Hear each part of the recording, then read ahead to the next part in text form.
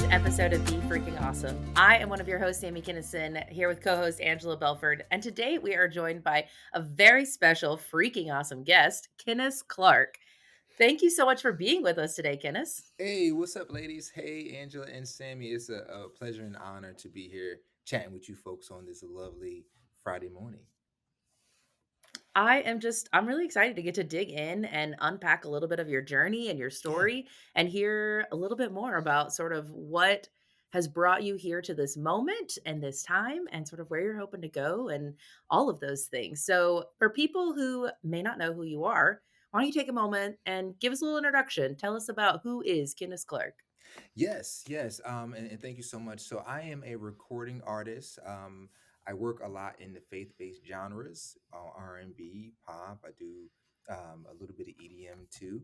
I was born and raised in New York. I lived a nice chunk of my life in California, and now I am working and based in Atlanta. I'm married. I have a bonus son who is amazing. My family is just ecstatic, and yeah, we're just trying to live clean in the dirty and just give God glory in everything we do, and make some great music for people to enjoy, connect with, and yeah, just really live out my testimony and hear how God's been working through me, and hopefully connect with some people on I love that. I love that. Live clean in the dirty. What that. unpack that for us a little bit more. Tell us more about Yeah. that. Yeah, so it's a play on the dirty South. I never would have imagined myself living in the South or being a Southern guy. I'm a city boy, like I said, born and raised in New York Mhm. City. So you can't take that out of me.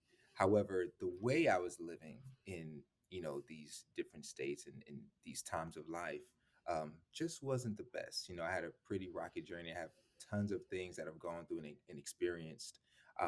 When I was in California, um, closer to the tail end of my time there, I kind of reconnected with the roots, my faith based roots.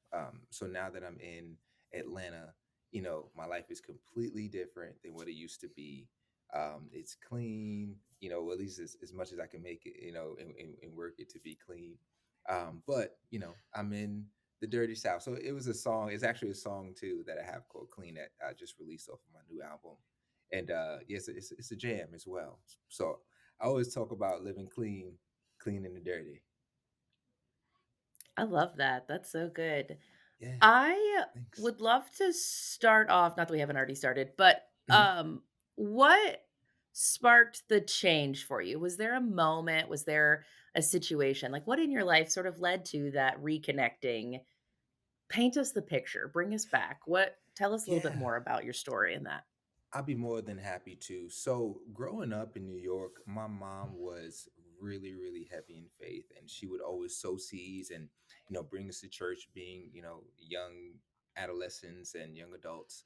And there was a time where she kind of pulled back the reins and let us figure out and learn life on our own in a way.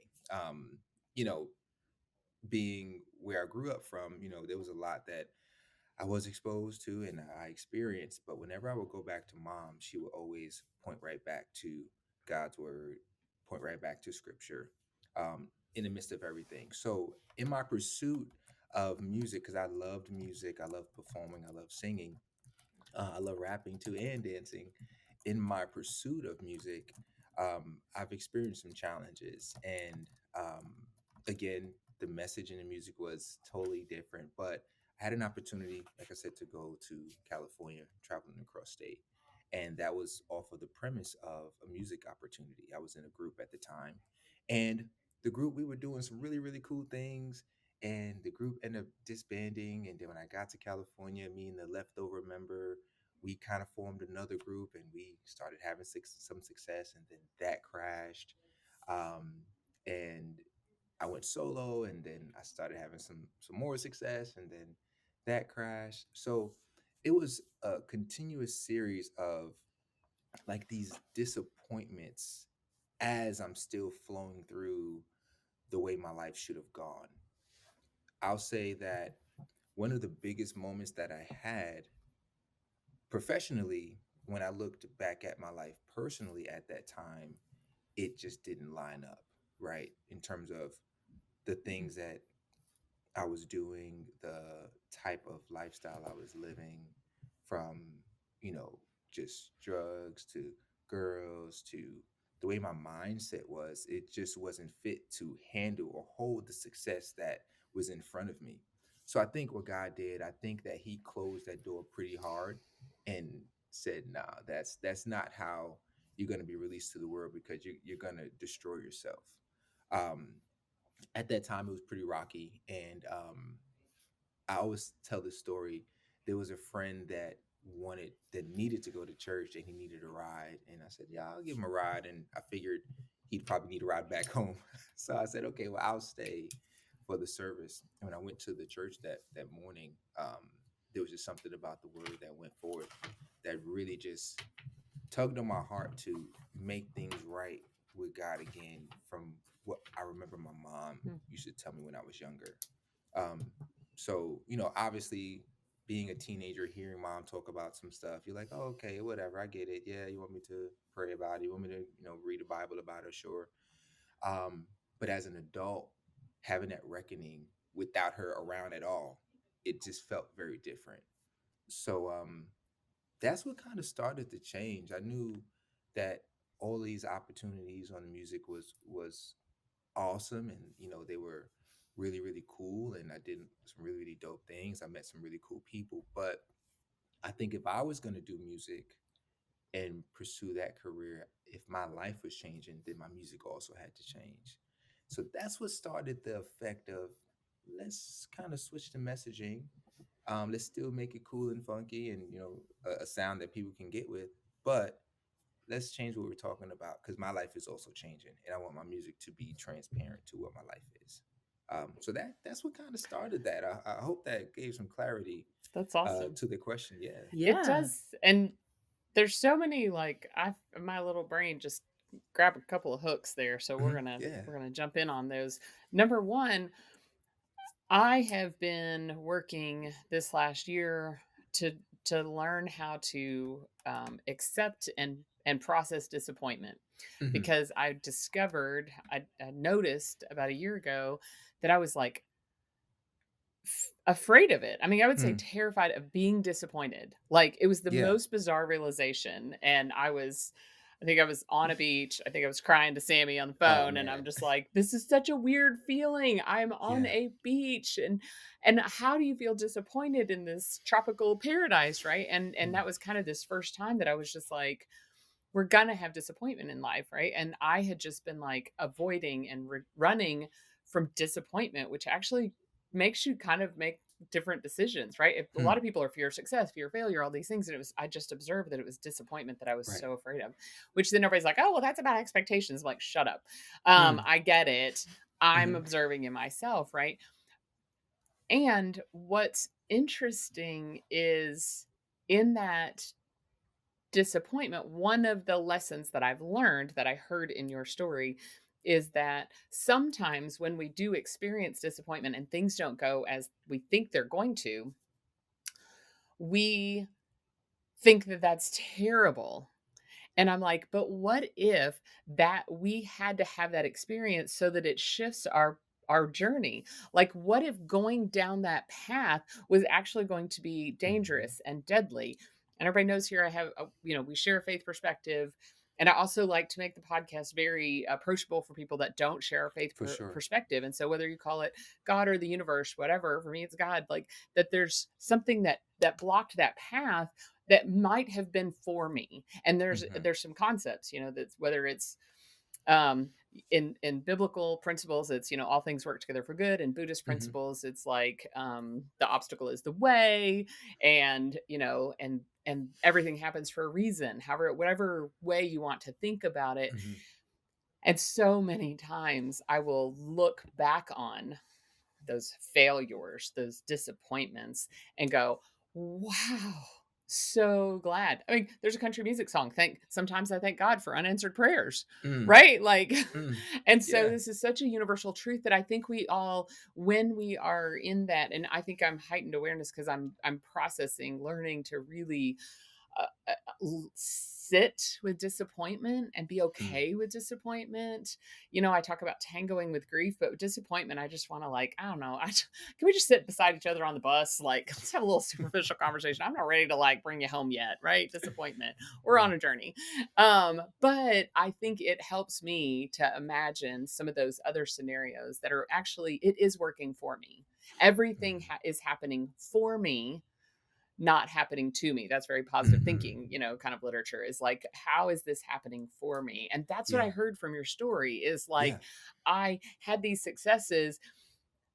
I don't know that that success was actually going to be the best thing for me. And so I look at this, God brought this disappointment, God brought this air quotes failure, Mhm. and that was actually to get me on my best path. I love that. Do you think you were aware of it while it was happening?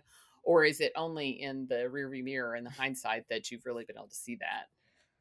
Man, you said a ton there too. I think for me in my experience, look, because yeah, you said a ton there. I think we all are human, so we have the human experience, right? Like no matter what you believe Mhm. in, like you're not omitted from having those feelings when things go bad. You're not um Right. resistant to negative emotions and things that happen around you being affected by those things.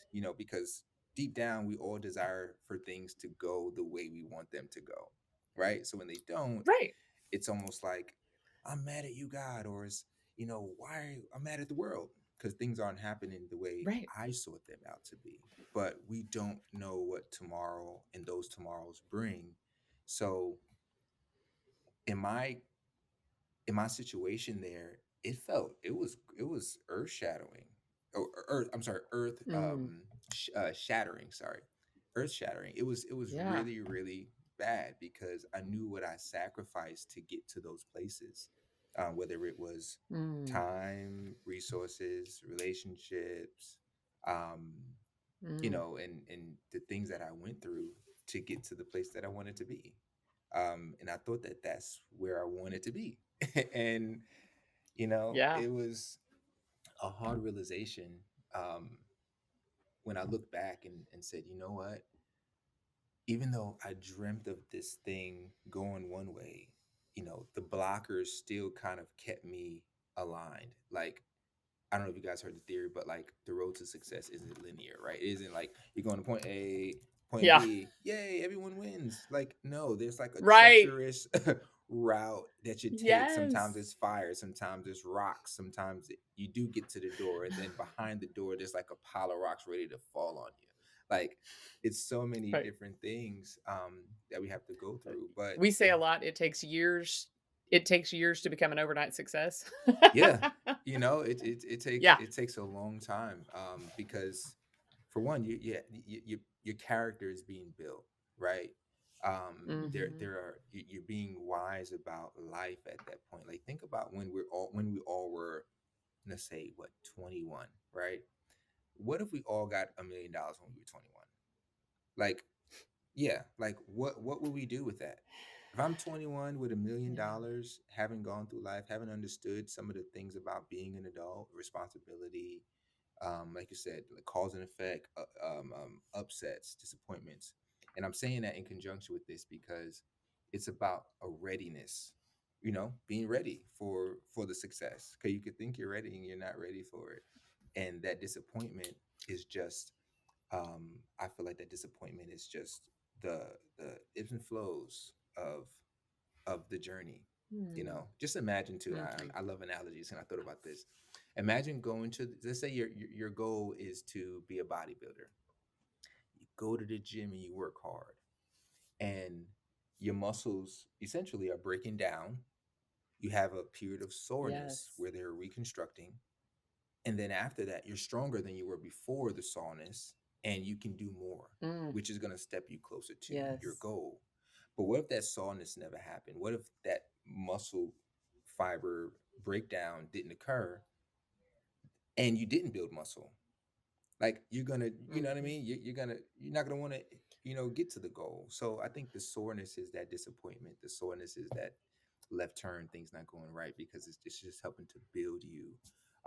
So when you do get to the level that you aspire to be, or the goal or the blessing, you're ready to um, accept it and take care of it. Yeah, I feel like Yes. so often I am the person or I find myself in the place that I wanna go to the gym, and within the analogy, I'm like, "Yeah, I'm gonna go pick up a 250-pound weight." Have I been to the gym before? No. Have I done any of the work? No. I'm just gonna No. go like, Hmm. "Whoo, let's go." And you then sit there, you're like holding the bar, and you're like, literally nothing is happening, like, This as is I am heavy. pushing against this. Yeah. There is Yeah. no part of my body that can force this to go up, and I think that I am really having to find myself to be like, it is meant to take time. It is meant Mm. to be a Hmm. journey. It is meant to be our whole lives and growing, and as much as we want the goal to be the point of it, Hmm. I'm really getting, like, the hard lessons that the goal is actually not the point, it's the progress to the goal that is Yeah. more the point. That is where we are made, that is where we are refined and molded and made new, and it's also just, like, sometimes I feel like a little four-year-old just stamping my foot. I want it now, like, I want it now. I want the Yes. blue cup, and nobody will convince me otherwise, like, I don't Right. know, so, Well, yeah, ugh. because when we Mm. stop to think about it, it's kind of insanity, right? Like you are working toward this goal, and this goal, typically, when you reach a goal, it's like this moment in time. Like I Hmm. published a book, and at that moment when it Mm. was published and it went live, this was a moment. There was all this time up until that point, Hmm. and then it's like, ta da! Mm. Okay, Now what? now Yeah. what? Yeah. It's not like you just stand there. Yeah. You have to now keep promoting it. You have to talk Right. about, yeah, and I would imagine with music it's the same thing. And Of it's course. like we've kind of got this idea wrong, and maybe it's, from all of the goal setting literature that has come up, and we talk a lot here as we're rolling toward the first of the year, and I'm not sure when this podcast is going to air. It could be right Mhm. after the first of the year, but as we're right here at this season of renewal, it's like in the same way as the years just keep going, the the goal is like, if you I heard a coach that said, if you don't enjoy the journey of getting to the goal, you Mm. won't enjoy the journey of that. Like if you set out the goal to be the vice president of sales at your company, and everything you have to do to become the vice president of sales sucks and you hate it, you're probably not going to enjoy being vice president of sales at the company. Mm. Right. And so, Yeah. like, if you don't enjoy that process of becoming, Mm. you're probably not going to enjoy the process of having and flourishing and moving on to that next thing. So, man, Mm. so much wisdom. That's good. That's good. Well, I wanna circle back to something that you said that I think also I just wanna unpack a little bit more, and it kind of relates to what we're talking about. Yeah. You said, I wrote it down, that you didn't have the minds your mindset wasn't fit to handle the success in front of you, and mm, I was like, "Oof, that right Mm. there." What what kind of mindset do you think you had to take on to become fit for the success in front of you? Yeah. I think when you have a certain amount of success, um, there's there's responsibility you need to have. There's purpose you need to have in that. mm, There is definitely understanding, wisdom, discernment. There's all of these things you need to have some level of. In some you might need more than others, but you need to have that because you can actually do more destruction if you don't. You know, Mm. think about it. My first car wasn't a Lamborghini. It wasn't a BMW. It wasn't anything nice. It was a beat up Honda Civic Accord. Sorry, beat up Honda Accord, 93 Accord. Oh, dang it. oh, We were about to I was like, I had the Honda Civic right there with Yeah. you, but no, apparently. Anyway, the Hondas, yeah. Those that Beat last up. a lifetime. Yeah. 93 literally. Accord that We bought when I she was about 15 months old and she drove at 14. Yeah. yeah, yeah, but and guess what happened to that first car? It went up in flames. Like literally, it burned. It Yeah, Oh my because I gosh. was irresponsible with it, right? Blew up, burned. Something small too. A small thing happened. So the light the light bulb would sometimes pop out the fixture, and it would singe the rubber around it, and yeah, it would kind of smoke up. So I needed to get a piece to kind of Ooh. compress it and hold it in there. But I was like, I'll get it later. And one day, I had a car running, came outside from the corner store because I was trying to get some money from the ATM. And I look outside, and my car's in flames. So I say that to say, in everything, in every stage and level of life, yeah, you need to be in the right mindset for that. Because if you don't have that mindset, you don't have the knowledge, you don't have the understanding, you will destroy it. You will destroy it. So, Mm. um, you know, in the music business, it's not only just having like talent and people and things like that. There's actually knowledge you need to have on how to work some of the business parts of it too. How to do a proper release structure, how to understand certain types of contracts, how to um, really be mindful of the the position that you're in, that people are listening to what you're putting in your music, things like that. People are really looking at you.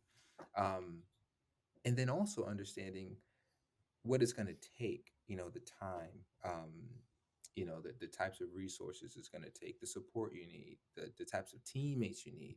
So it's all of these things kind of wrapped up. And then, of course, your life has to be in a certain place to be able to function properly.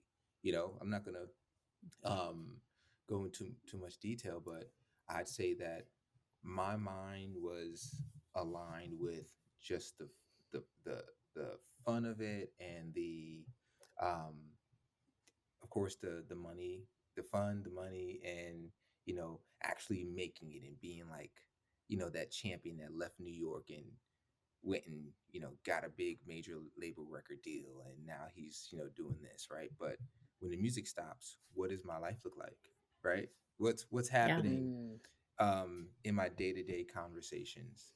Am I helping anyone? Am I instilling any hope? Am I encouraging anyone? um how am I taking care of myself and my body, my health, right? Like what am I intaking? Mm. Um, all of these different things took a place in those situations happening the way they did. So yeah, you got to be in a certain mindset. You got to be like, even before, like, people do premarital counseling, right? Because they need to understand that if you don't have certain understandings about marriage, you will destroy it. Even in marriage, Right. you Ooh, have to that's good. still do work, right? So Right. um and I say that, I've been married 4 years, and it's been an amazing journey. Congratulations. Yes, thank you. It's been an amazing journey, but even with that, like, I thought I was fully prepared, but I wasn't prepared for what marriage comes with. However, my mind was prepared to do the work. So when things Mm. come along, I know, okay, this is not a moment for me to quit. This is a moment for me to tap in and to do some intersection and look at some things, and see what's happening. Look inside. And anyway, I say all that to say, I know I'm a little long-winded this Friday morning, but I say all that to say, yeah, you got to be in the right mindset for the goal, for the blessing, for the stage of life. I love that, and it brings up a conversation I had this week that has just not sat well with me all week, Mm. and or for a couple of days for sure. And it's sort of the opposite of that mindset. And the person said, I'm an old man. I'm X number of years old, and I'm probably not going to change much. And he said, I'm working on it, but which then when you say but, like, it gets rid of all that. I'm an old man, and I just was like, and somebody else that was in the conversation said, you can take that attitude, but I'm not going to let you off the hook, because number one, I've seen you grow in the last 6 months, and number two, you keep up with that, and eventually you're going to be talking to the room by yourself. Hmm. There's not going to be anybody in there for you to, because he had said some really hurtful things to people Hmm. in a meeting, and it was like, I, it was so out of character because this person is somebody that is growing and like still active in business and really pursuing all these things, and he's committed to his relationship with his family and all these things, but yet in this area in communication, I'm sorry, I'm old. And I was like, and Mm. so I am like, no, no, no. You You're gonna get out of I it what you cultivate. Mhm. Yeah, and also I say, man, the only place you arrive is in the coffin, Mm. right? Like, and until then, it's a journey. And as long as I'm walking around and breathing, I hope I'm still growing. Yeah. And watching people that just will sit and sort of watch the paint dry, Mm. and they're not really doing anything to be. It's like if I'm still alive, I want to still be like talking to people Yeah. and learning and growing and doing new Yeah. things. And so anyway, I love that mindset that you're saying. It's basically that cultivating an awareness of yourself while also just being willing. I love that you said about marriage. You were like, I thought I was prepared, but I knew that I was willing to do the work. Right. Right. And this year, my husband and I celebrated 30 years in marriage, and I Wow. sometimes tease and say Congrats. that I'm married to my third person in that 30 years of marriage, because there's like these seasons that I can Mhm. identify for him for sure of, the years that he thought he was perfect and that it was must be all me and all of my childhood trauma. And then Mm. there was the season where he took all the responsibility. It's all my fault.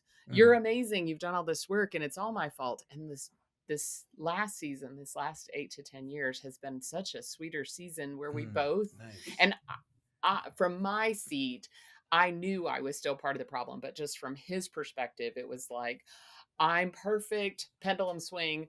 I'm terrible, you're perfect. And I'm like, no, no. But the last 8 to 10 years has been like, we're imperfect and we are working on our stuff together.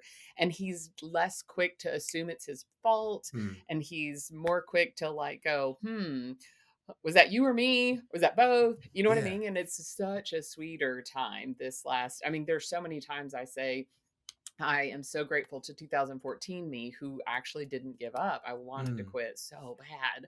And now I couldn't, literally Ephesians 3:20, more than I could ask for or imagine. Mm. And does he still Mm. annoy me? Yes. I posted Yes. about we had a great vacation and I said he is my absolute 100% favorite person on the planet to travel with, and he can annoy me faster than any other human on the whole planet.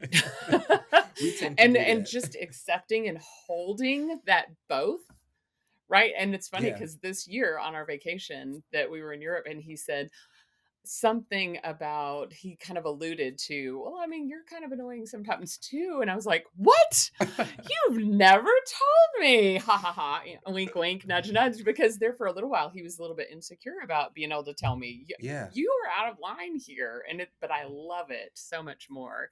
And it makes me stronger because he's Yeah. willing to do that. So anyway, I think you're right. And there's so many areas that mindset of just willingness to work on Yeah. ourselves, willingness to own our stuff, willingness to, Yeah. hold boundaries and accountability with others. There's so much in that is That just Mhm. fantastic. Kenneth, not to jump us back just a moment. I think it was No, beautiful fine. conversation. Yeah. And you mentioned, you're talking about how this applies for you specifically in music. You Yeah. Yeah. had a new album come out recently. Tell Yes, I us a little did. bit more about that. Oh yeah. Yes, yes, of course. I'd love to. So, it was such a great moment in time, which I'm Mhm. so proud of. So, October 25th, I released my second body of work called Chemistry, and Chemistry Mm. is a piece in time of testimony.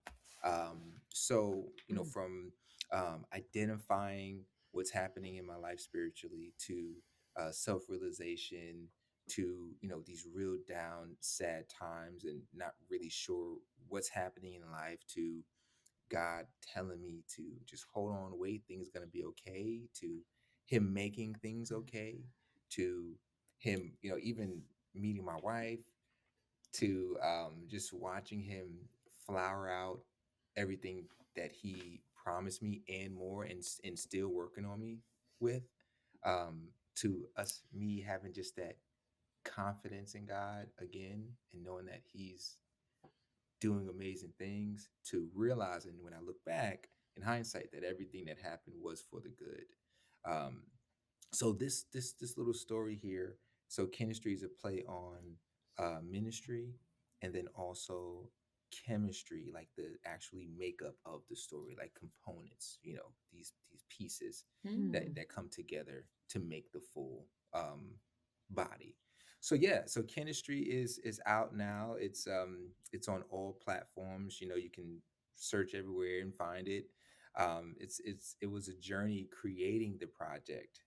But before I started the project, I had a moment where I had another disappointment, and I had to muster up the energy to say, you know what, I'm not going to let this thing disappoint me again, and I am going to really try to be um, just. I'm just going to be more authentic in my music and the message. It was one day I was working on some music, and you know I feel that sometimes as an artist, you have to kind of levy the scale with, okay, do I do something that for the people, right?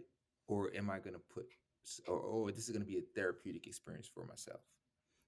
When you're making music Mm. only for people or only for what you want people to hear or respond to, you can tend to kind of box it because you kind of like, okay, well, I just want to please these people with the sound. But then you can also box it in the same way if you just do it because this is just my experience. I want people to hear this, right?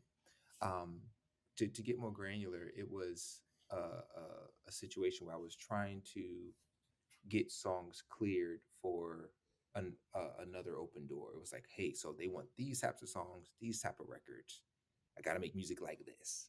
So I boxed myself in. My wife said, why are you trying to box yourself into that? She said, you have so much more you can talk about. You have so much more to sing about. Just Mm. do that.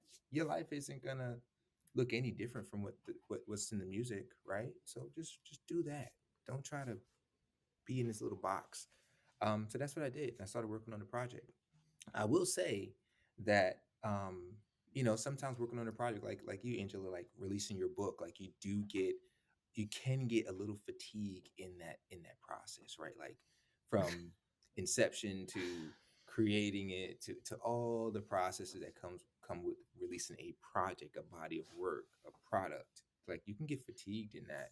And it's times I had to pray for strength, like God, I just don't have the strength and endurance right now. And then all the negative energy and thoughts start waving over, and you start to, kick back and say, like the gentleman you spoke about. He's like, uh, I'm not changing this. Yeah, I'm gonna work on myself, but I'm not changing. It's almost the same. Like, I did all this. It doesn't matter if I release this project or not. Who cares, right? You start to have those thoughts. Right. Actually, this past July, I did have those thoughts. I was really contemplating quitting music altogether and just Mm. finding something else to do. And I had a conversation. So I went to the Stellar Awards in Las Vegas, and there was a lady there who were escorting some of the talent, and we had a conversation, and she was just talking about how the music that she listens to all year inspires her so much. So when she works at the Stellars and she sees all the artists to the songs that she's been connecting with, it just really does something for her. And then she asked me if I was an Oh. artist, and she basically came out of nowhere and said, "Hey, don't quit what you're doing. Whatever you're doing, I know it probably is great. Oh. Don't quit. Just keep on going." And for me, I'm like, well, what does keep on going mean? But I know life is a Mm. journey. So I didn't come here by coincidence. It was definitely a divine appointment. And I'm not gonna quit. And for me not quitting, the album was released. And so far it has been impacting people like in a way that I couldn't have imagined.